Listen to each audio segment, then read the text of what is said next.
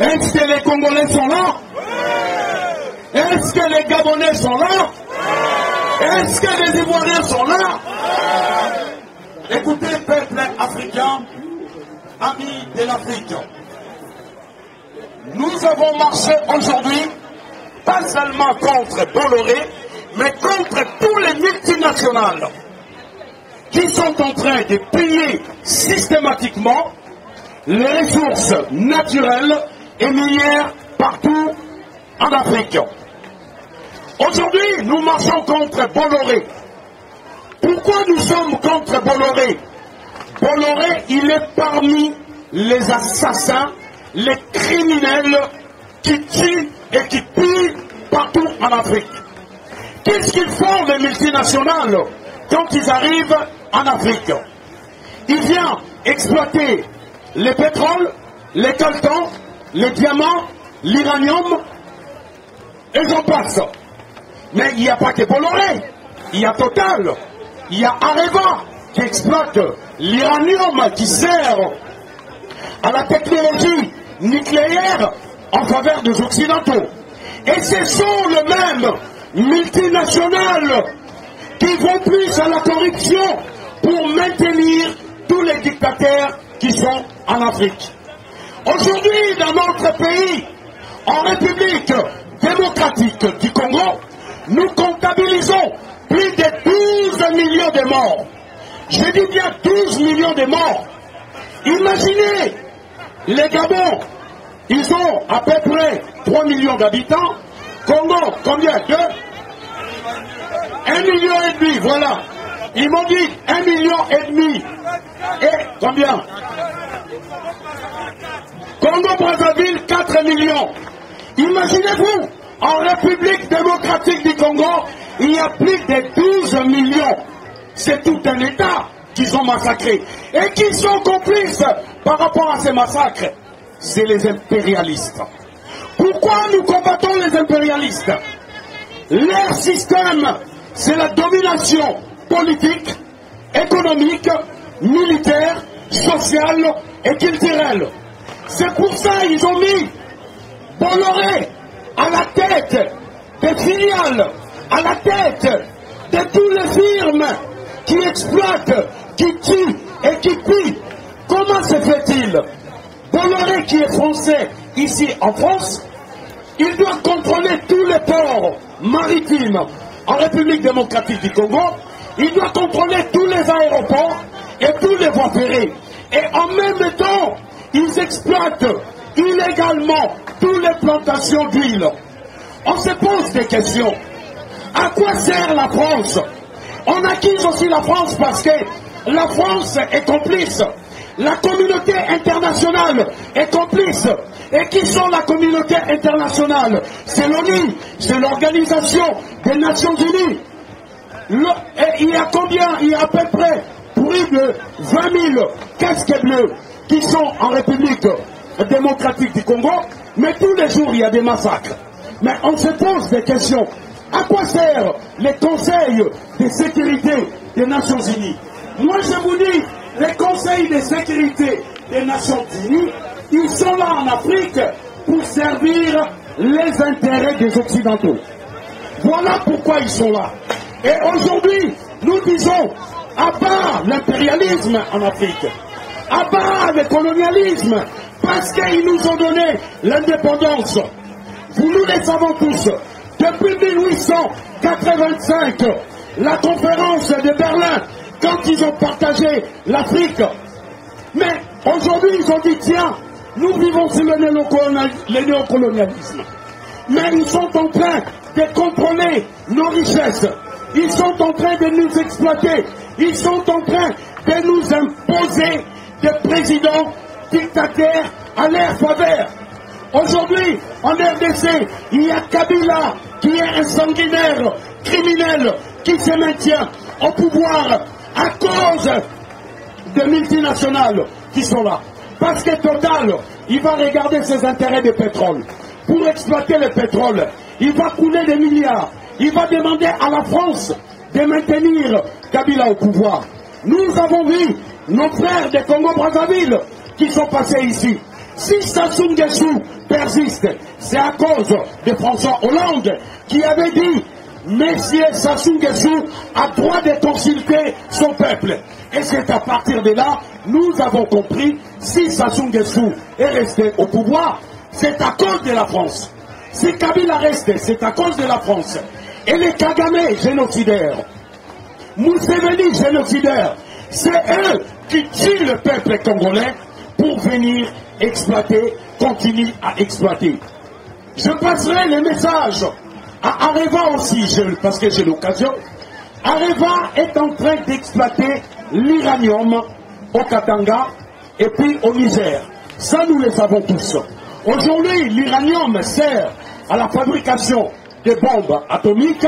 Si aujourd'hui, vous voyez, il y a EDF qui éclaire la lumière ici en France, c'est grâce à l'uranium de la République démocratique du Congo. Tous les centrales nucléaires, peuple français, si on vous dit pas la vérité, EDF, les centrales nucléaires EDF est alimenté par l'uranium. Et cet uranium, ça vient de la République démocratique du Congo. C'est pour cela, tous les multinationales, quand ils viennent exploiter, c'est eux qui payent l'argent aux rebelles pour créer des guerres, pour créer des massacres et ainsi de suite. Aujourd'hui, nous, peuple congolais, peuple africain, nous sommes déterminés à combattre le système impérialiste. Nous sommes là pour combattre la domination de tous les multinationales sans exception. Écoutez, peuple congolais, peuple africain, amis de l'Afrique, pour finir, aujourd'hui nous disons l'Afrique se mobilise pour sa souveraineté. Nous devons continuer à nous battre pour notre indépendance. Je parle la vraie indépendance. Et nous devons continuer notre lutte jusqu'à ce que nous allons créer l'Afrique unie. Ingeta, Ingeta, Ingeta, je vous remercie. Merci à vous. Donc là, on va avoir une petite interlude.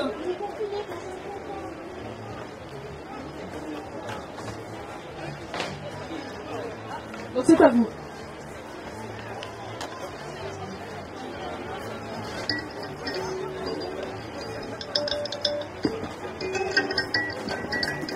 À tout un chacun, je parle devant vous, j'ai pas des larmes dans les yeux, mais j'ai des larmes dans le cœur. J'ai des larmes dans le cœur. Vous allez me permettre de réciter. Je vais lire le CV africain que nous avons à ce jour. Ça se limite en 2010, mais je vais vous dire ça, que nous puissions changer ce CV. Ce CV africain, ce CV de l'Afrique. Je vais le lire et combattons, luttons, dénonçons pour changer. Le nom, continent, le prénom, africain, âge, perso de l'humanité, situation matrimoniale, célibataire avec plus d'1 milliard d'enfants. Contact au sud de l'Europe, à l'est de l'Amérique. Objectif, mettre mes enfants et mes ressources à la disposition des autres pour contribuer à leur développement. Domaine de compétences, coup d'État, guerre, génocide, études et formation, hautes études à l'ESSOS, École supérieure occidentale de commerce d'esclaves, hautes études à l'Afrique, l'Afrique des formations pour les réélections des incompétents, querelleurs, usurpateurs et égoïstes. Diplôme obtenu, médaille de reconnaissance des tirailleurs sénégalais, génocide le plus rapide de tous les temps, continent le plus riche mais le plus pauvre, continent le plus touché par le sida, continent où les présidents durent plus au pouvoir, premier en matière de détournement des denrées publiques, continent le plus endetté, continent noir, expérience, participation aux 2 guerres mondiales, ça c'est bravo. Les coups d'État, 1952, Égypte, Mohamed Naguib renversé par Fakou Ier. Soudan, Ibrahim Abdou renversé par Abdul Khalid. Rapidement. 1963, Congo, Brazzaville, David Moussaka et Félix Moussabakani renversent Floribert Yulu. Au Togo, en 1963, Emmanuel Bodjolé renverse Silmaïs Olympio. En 1965, Algérie, Ouad Boumedienne renverse Ahmed Ben Bella. En 1965, Zaïre, Mobutu Sese Seko renverse Joseph Kasavubu. Zaïre qui était RDC, moi j'ai dit RDC, République démocratique du Congo, mais c'est pas encore démocratique. République a démocratisé du Congo. 1966, Burkina Faso, Sangoulé Lamizana renverse Maurice Yamego. 1966 toujours, Burundi, Michel Nikomero renverse Navire V. 1966 toujours, Nigeria, Johnson Adi Hiroshi renverse Namdi Azikwe. 1968, Mali, Moussa Traoré renverse Modibo Keïta. 1969, Libye, Mohamed Kadhafi renverse Idriss Premier. 1969, Soudan, Gafa, Nimeri renverse Ismaël Azali. 1971, Ouganda, Idi Amin Dada renverse Milton Odobe. 1974, Éthiopie, Aman Adok renverse Haïlé Saladier Premier. 1974 toujours, Éthiopie, Mengeshitou Ali Mariam renverse Ahmad Andom. 1974, Niger, Seini Kouché renverse Amani Fiori.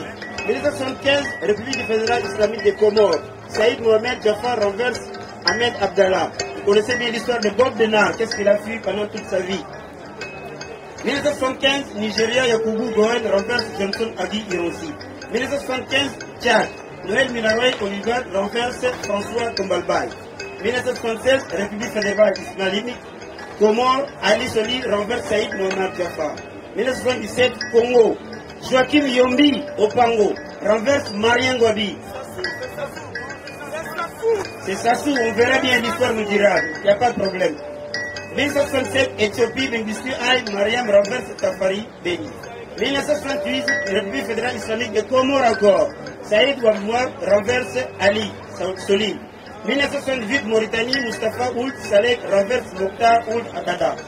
1979, Guinée équatoriale, Théodore Obiangema, Basogo renverse Francisco Macias Nguema. 1979, Tchad Gogoumou, Ouderi renverse Félix Malou. Pour ne citer que cela, il y en a tellement plein, je ne peux pas continuer à lire tout le temps des coups d'État. Sachez que je déplore, je dénonce tous ensemble, les amis de l'Afrique, des bons amis d'Afrique, parce que parmi nos bourreaux, il y a des bons. Si nous connaissons l'histoire de l'Afrique, c'est parce que ces bons-là nous informent, ils ont des documents.